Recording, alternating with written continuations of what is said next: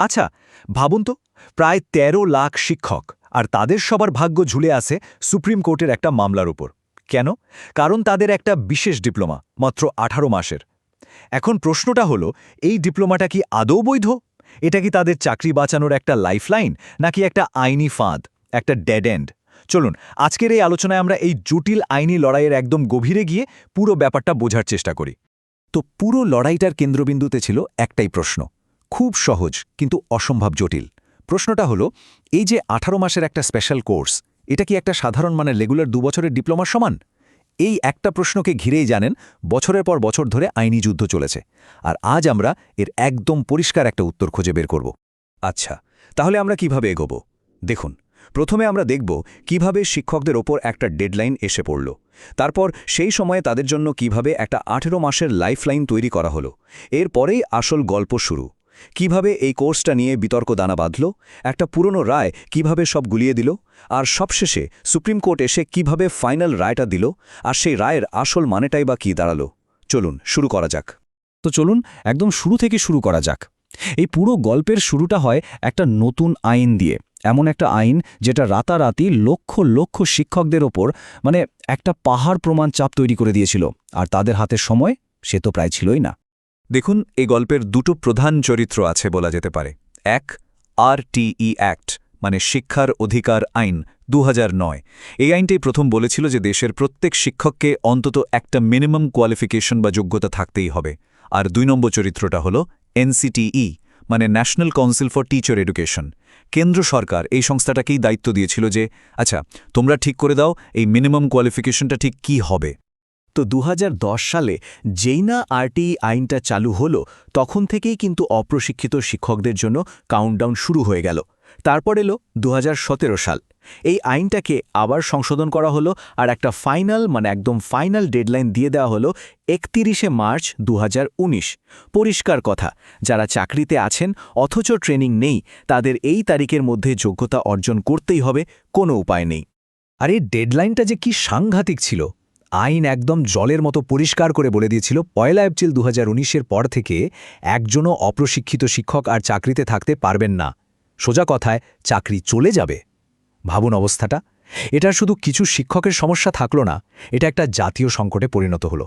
এখন এত বড় একটা সংকট, সরকারকে তো কিছু একটা করতেই হবে, তাই না? একটা জরুরি সমাধান তো বের করতেই হবে। আর ঠিক তখনই শিক্ষকদের চাকরি বাঁচানোর জন্য একটা বিশেষ ফাস্ট ট্র্যাক প্রোগ্রাম ডিজাইন করা হলো। চলুন এবার দেখা যাক সেই লাইফলাইনটা আসলে কি ছিল। তো এই স্পেশাল প্রোগ্রামের দায়িত্বটা দেওয়া হলো NIOSকে, National Institute of Open Schooling. কোর্সের নামটা হয়তো অনেকেই শুনে থাকবেন, DLED, diploma in elementary education. আর এটা করানো হচ্ছিল ODL বা ওপেন ডিস্টেন্স লার্নিং মোডে, কর্মরত শিক্ষকরা নিজেদের সুবিধামতো পড়াশোনাটা চালিয়ে যেতে পারবেন। এখন সবচেয়ে গুরুত্বপূর্ণ জায়গাটা হলো এই বিশেষ প্রোগ্রাম আর সাধারণ ২ বছরের ডিপ্লোমার মধ্যে পার্থক্যটা বোঝা। দেখুন, সাধারণ DLED কোর্সটা যে কেউ করতে পারত, কিন্তু এই যে ১৮ মাসের স্পেশাল কোর্সটা, এটা কিন্তু সবার জন্য ছিল না। এটা ছিল এক্সক্লুসিভলি সেই শিক্ষকদের জন্য যারা অলরেডি চাকরিতে ছিলেন। নির্দিষ্ট করে বললে ১০ই আগস্ট ২০১৭ বা তার আগে থেকে। এর সময়টাও কমিয়ে আনা হয়েছিল, একটা ৬ মাসের ইন্টার্নশিপও এই ১৮ মাসের মধ্যে ঢুকিয়ে দেওয়া হয়েছিল। বোঝাই যাচ্ছে এটা ছিল একটা আপাতকালীন ব্যবস্থা, একটা ওয়ান টাইম সলিউশন। ব্যাপারটার বিশালত্বটা একবার ভাবুন তো। সংখ্যাটা কত ছিল জানেন? প্রায় ১৩ লাখ। যদি একদম সঠিক সংখ্যাটা বলি, ১২,৯১,৮৮০ জন শিক্ষক। এই বিপুল সংখ্যক শিক্ষক তাদের চাকরি বাঁচানোর জন্য এই ১৮ মাসের কোর্সে ভর্তি হয়েছিলেন। তাদের গোটা কেরিয়ারটা, তাদের ভবিষ্যৎ সবটাই নির্ভর করছিল এই একটা কোর্সের বৈধতার ওপর। সবকিছু তো ঠিকঠাকই চলছিল, তাই না?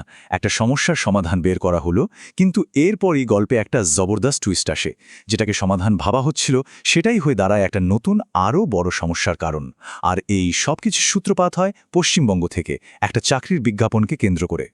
সময়টা ছিল ২০২২ সাল। পশ্চিমবঙ্গ প্রাথমিক শিক্ষা পর্ষদ, প্রাইমারি এডুকেশন বোর্ড, রাজ্যের স্কুলগুলোর জন্য অ্যাসিস্ট্যান্ট টিচার নিয়োগের বিজ্ঞপ্তি দেয়। আপাত দৃষ্টিতে এটা একটা খুব সাধারণ রুটিন নিয়োগ প্রক্রিয়া ছিল, কিন্তু গোলমালটা বাঁধল ঠিক এখানেই।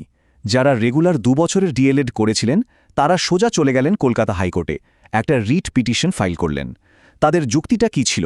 খুব সহজ।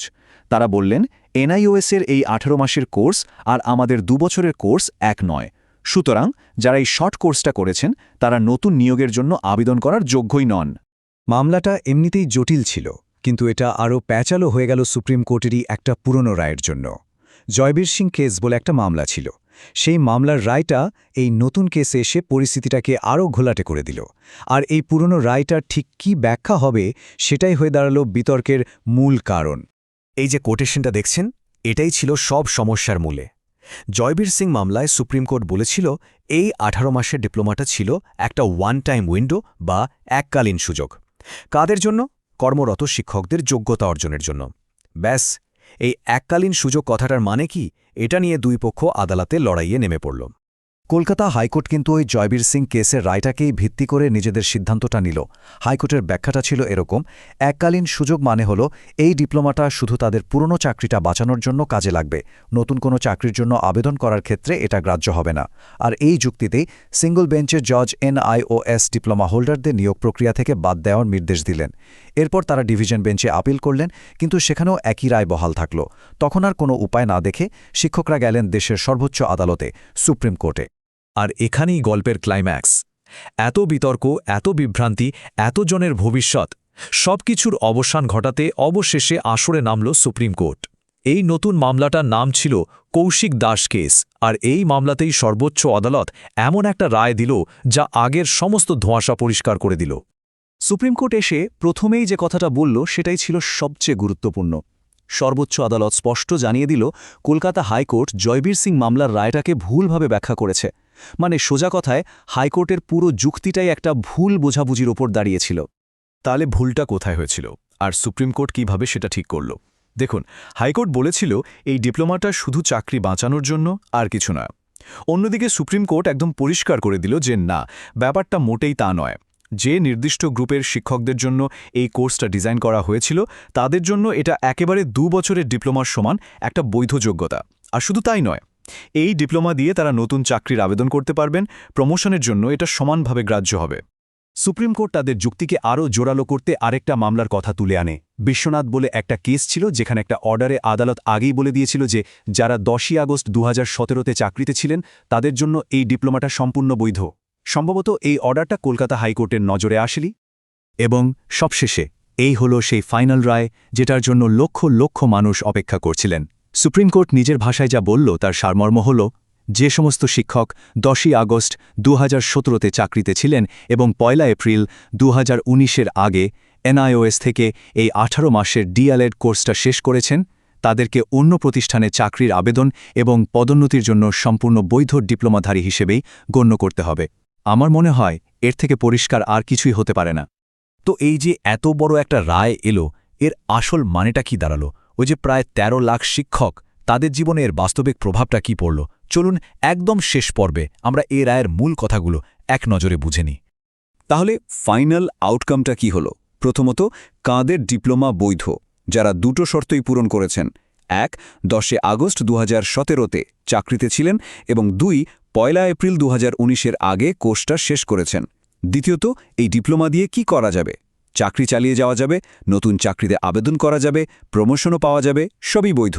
তৃতীয়ত, পশ্চিমবঙ্গ শিক্ষা বোর্ডকে নির্দেশ দেওয়া হলো 3 মাসের মধ্যে যোগ্য প্রার্থীদের আবেদন আবার বিবেচনা করে নিয়োগ প্রক্রিয়া শেষ করতে।